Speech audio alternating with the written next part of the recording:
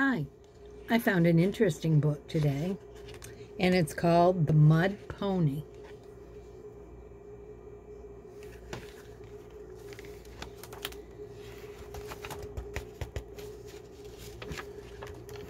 There was once a poor boy in an Indian camp who would watch by the creek as other boys watered their ponies. More than anything, he longed for a pony of his own.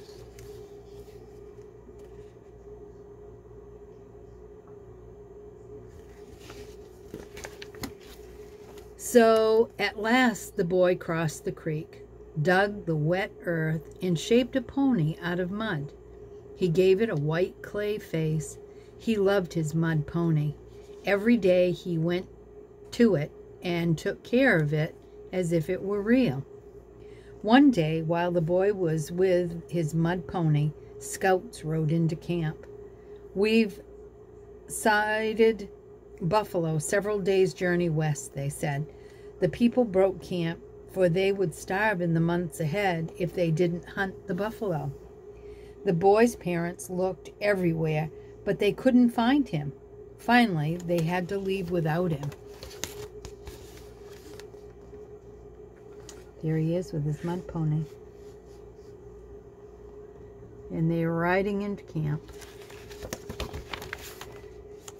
When the boy got back to camp, he saw that everyone was gone. "My people," he cried, "I will never find you. I am all alone." He wandered, heartsick and hungry, around the empty camp, picked up scraps of dried meat and a tattered old blanket someone had thrown away. He ate, then huddled up in the blanket and cried himself to sleep.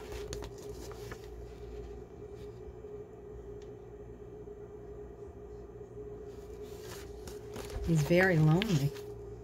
As he slept, he dreamed his mud pony was alive and spoke to him. "My son, you are not alone. Mother Earth has given me to you. I am part of her."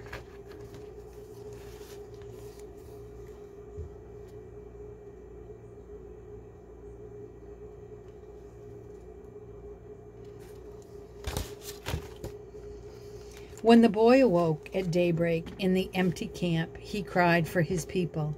Then he went to his mud pony and could hardly believe his eyes. The white-faced pony was alive, tossing her mane and pawing the ground. She spoke like the pony in his dreams. "My son, you are not alone. Mother Earth has given me to you. I am part of her. You must do as I say, and someday you will be a chief among your people. They are far away.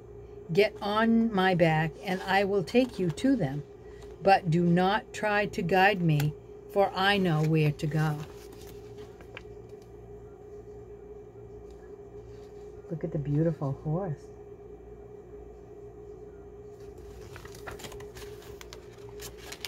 For 3 days they journeyed over the plains. The boy was worn and hungry, but he would not give up, and he let the pony guide him. Then at the third nightfall, the boy saw smoke curling up from the teepees in a camp. They had reached his people. "Go and find your parents," said the pony, "but leave them before dawn. It is not time yet for the others to see you. I will be waiting in the hills. Now cover me with the blanket to protect me from the rain, for I am part of Mother Earth."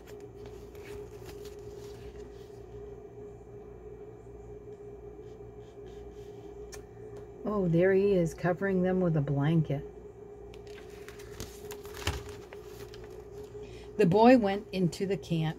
He wandered among the teepees until he found the smallest one.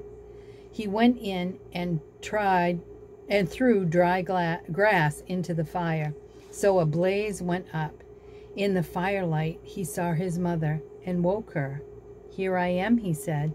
She touched him, and tears came into her eyes. Then his father woke and marveled at how the boy had found them when they had gone so far away.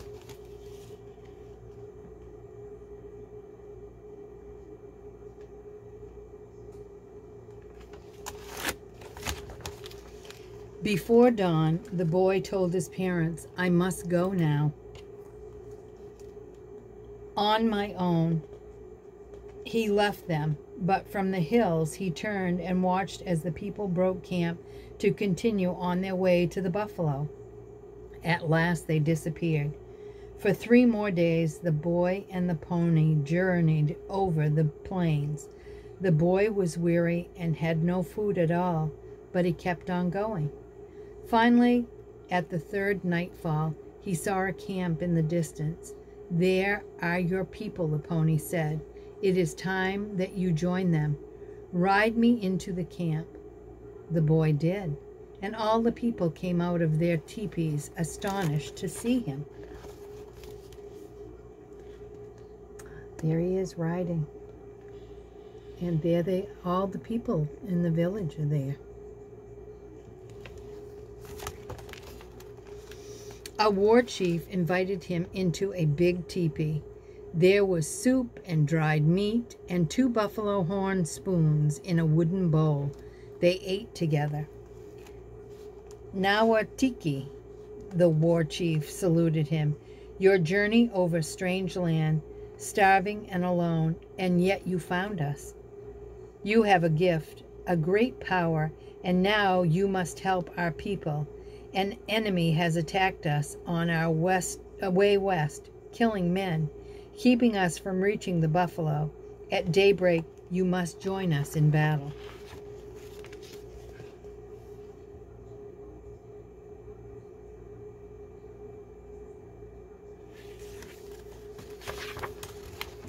When the boy left the big teepee, he trembled, but the pony spoke to him.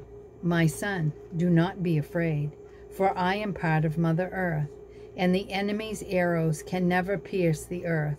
But put earth all over your body, and you will not be hurt." At daybreak, he covered his body with earth and rode the pony straight into the fight. There was a fierce battle, but he led his people to victory. At last, the people were free from the hunt, and the boy on the white-faced pony showed the way, capturing more buffalo than any other grown man.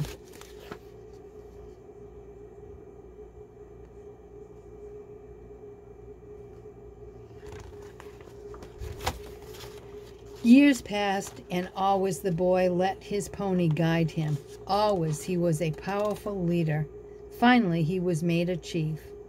As a chief, he had a corral full of fine horses, but the white-faced pony was his greatest gift. He tied many eagle feathers into her mane and tail, and every nightfall he carefully covered her with a blanket to protect her from the rain. Isn't she beautiful? And look at the feathers. Then one night, while he slept, the pony came to him in a dream. "My son, now you are chief among your people, a chief with the power of Mother Earth. It is Mother Earth who gives you the power, and not I. I am part of her, and it is time that I go back to her. You must let me go."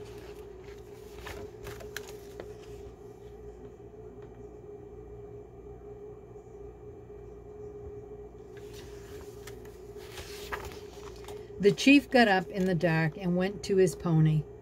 She pawed the ground and tossed her mane in the wind. "Take my blanket," she said. He did, and then he went to his teepee. There he is with the blanket.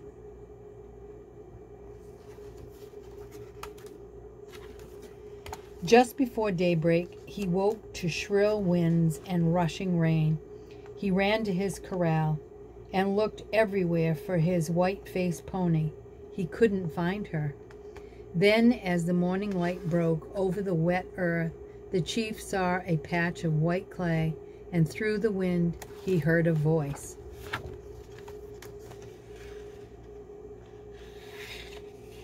See the white patch?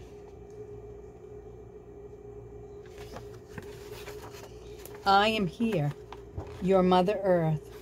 You are not alone. And there's the white pony. Wasn't that an interesting story?